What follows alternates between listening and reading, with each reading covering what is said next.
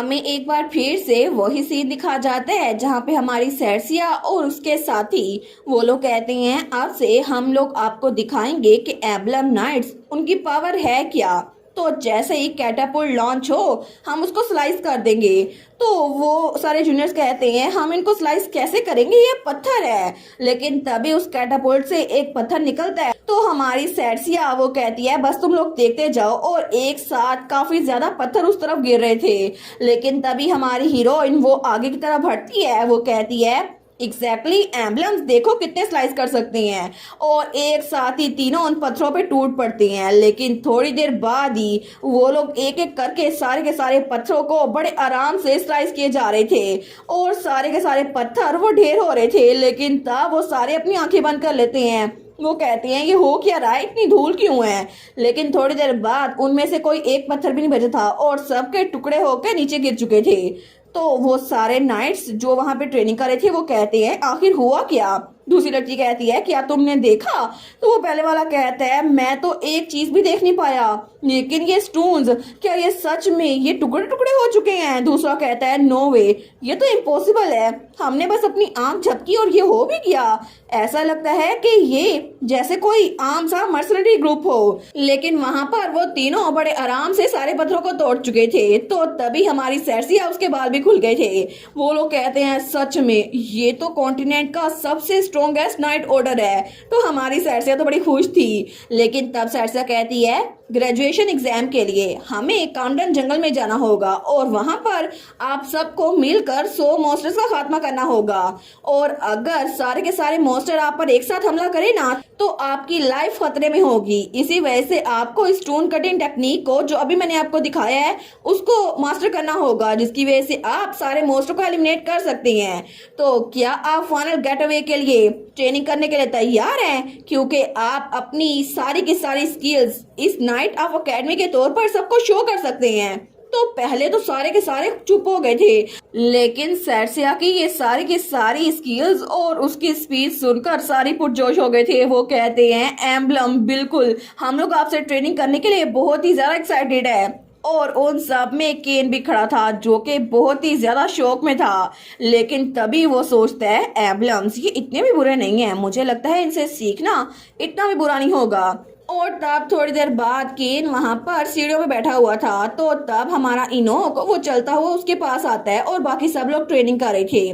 लेकिन तभी इनोक कहता है आखिर तुम यहाँ पर अकेले बैठकर क्या कर रहे हो, क्या तुम्हें ट्रेनिंग नहीं करनी।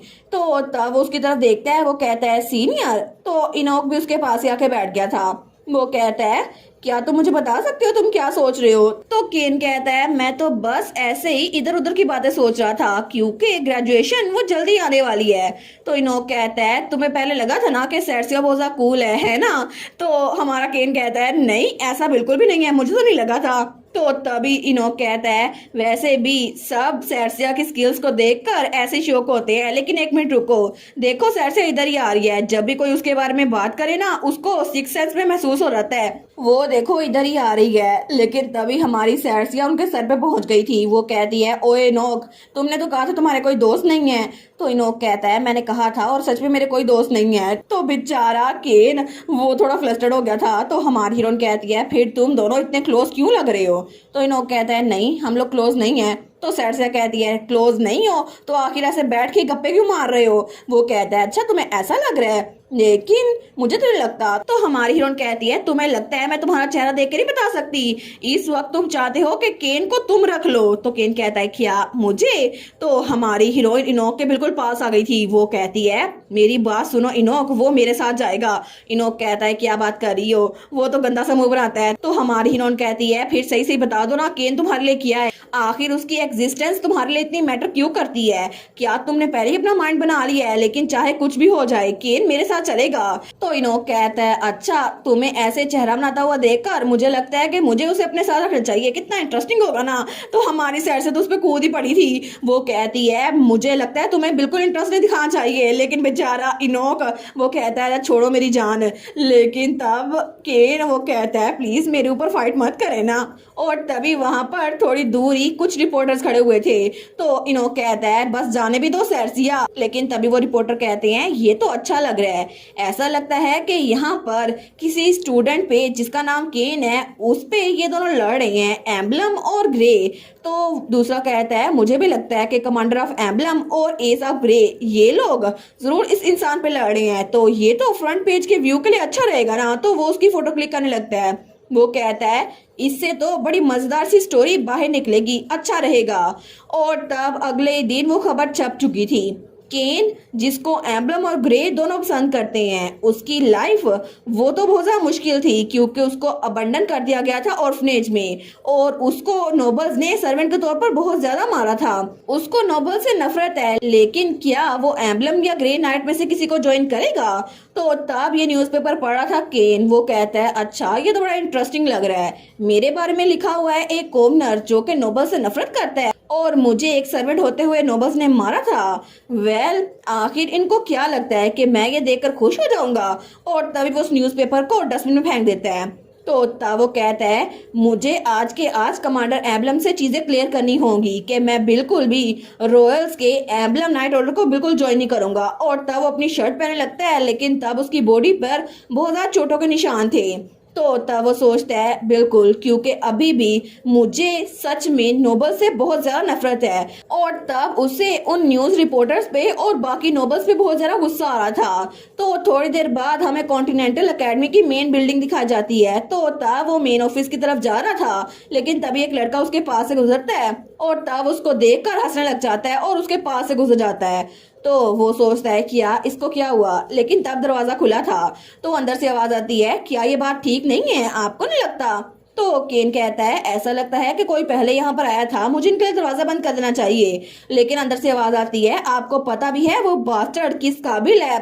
वो बास्टर्ड तो हमेशा बिट्रेयल से काइंडनेस को रीपे करता है। तो केन सोचता है क्या ये मेरी बात हो रही है? तो वहां पर डायरेक्टर बैठा हुआ था। तो वो कहता है इस कॉमनर को इस एकेडमी में सिर्फ इसलिए दाखिल किया गया क्योंकि एक मर्सनरी ने अपनी सारी की सारी दौलत बेचकर उसको यहाँ पे एडमिशन करवाया था। और ये देखे उस काइंडनेस का जवाब बिट्रेयल से दे रहा है, इसका एटीट्यूड तो देखे। तो वो सोचता है क्या ये मेरी पीठ पीछे मुझ पे हंस रहे हैं, क्या ये मेरा मजाक उड़ा रहे हैं? हालांकि एकेडमी का प्रेसिडेंट वो भी मुझे ट्रैश की तरह ट्रीट करता है। तो वो सोचता है अगर मर्सनरी ग्रुप के कमांडर ने अपनी सारी फॉर्चून बेचकर मुझे इस स्कूल में एडमिशन ना करवाया होता तो मैं पहले ही इस स्कूल को क्विट कर चुका होता। लेकिन उसे याद आता है कि वो इंसान बहुत ज्यादा अच्छा था, उसने उसको मर्सनरी बनने की बहुत ज्यादा गुण सिखाए थे और वो तो हमेशा उसको देखकर स्माइल करता था।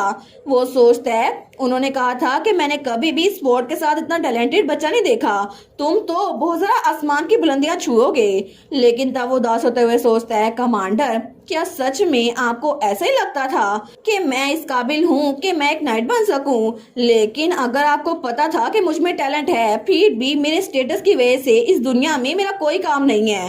तो तब वो सोचता है इसी वजह से मैं ये फैक्ट कभी नहीं भूल सकता कि मैं एक कॉमनर्स हूँ। नोबल्स हमेशा नोबल्स होते हैं और अभी भी कमांडर एम्बलम भी एक नोबल है, तो वो कभी भी मेरा दुख नहीं समझेगी। इसी वजह से मैं चाहे नोबल्स के दरमियान भी क्यों ना रहूं फिर भी मुझे हमेशा उन पे गुस्सा रहेगा, हम कभी भी कोएग्जिस्ट नहीं कर सकते। तो वहां पे सैरसिया सोफे बैठी हुई थी। वो सोचता है कमांडर सैरसिया मुझे कभी नहीं समझेगी, मैं इस बार भी ग्रे नाइट्स को ज्वाइन करूंगा और नोबल्स पे रिवेंज लूंगा, ये बात कंफर्म है। तो तभी वहां से मुड़ने लगता है, लेकिन तभी कमरे में से आवाज आती है ठीक है मैं समझ गई, आप तो तब से सर्कल्स में बात कर रहे थे, इसी वजह से मुझे बात समझ नहीं आ रही थी। लेकिन आपका कहने का मतलब है कि मैं अपनी जजमेंट में डिफेक्टिव हूँ, मुझे पता नहीं चल रहा कि कौन टैलेंटेड है और कौन नहीं। तो एकेडमी का प्रेसिडेंट कहता है क्या कमांडर सैरसिया ऐसी बात नहीं है? तो हमारी हीरोइन कहती है मैंने उस नाइट को खुद चुना है और उसको अपने साथ रखने की पूरी इंटेंशन की है, और आप कह रहे हैं कि वो बिल्कुल भी अच्छा नहीं है और वो यहाँ पर सिर्फ इस वजह से है क्योंकि उसकी फीस भरी गई थी। तो आपको लगता है कि आप मेरी नजर का मजाक उड़ा रहे हैं कि मुझ में पोर जजमेंट है कि मैं नाइट्स को चूज नहीं कर सकती, क्योंकि केन को इंसल्ट करने का एक ही मतलब है कि आप मुझे इंसल्ट कर रहे हैं। तो केन उसकी बातें सुनकर वहीं पर रुक गया था। वो सोचता है क्या कमांडर सैरसिया कमांडर एम्बलम वो मेरी साइड ले रही हैं, यानी कि कॉमनर की, लेकिन क्यों? और इसी के साथ ये वाला पार्ट यहीं पर ख़त्म। तो आप लोग बताइएगा आप लोग को ये पार्ट कैसा लगा, और वीडियो को लाइक और चैनल को सब्सक्राइब लाजमी कीजिएगा। बाकी वीडियोस का लिंक भी स्क्रीन पर नज़र आ रहा होगा, तो काइंडली उनको भी चेकआउट कर ले। और thank you so much for watching my videos. Stay safe, bye bye.